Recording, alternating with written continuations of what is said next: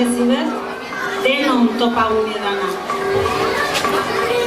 Gu herriek, baka, biltoki bet, gu ospakizunen eta aldarrikapenen ardatza dana. Baka toki vital bat, jaiotzen, hazten eta zahartzen ikusi duguna. Gu pozen eta tristuren testigu dana. Desberdinen arteko loturek egeitu bena. Jozin tokita jandaren, barne-barnien jamaten jauna. Errotzen deitu bena. Etxarriarrok bat egiten gehitu bena.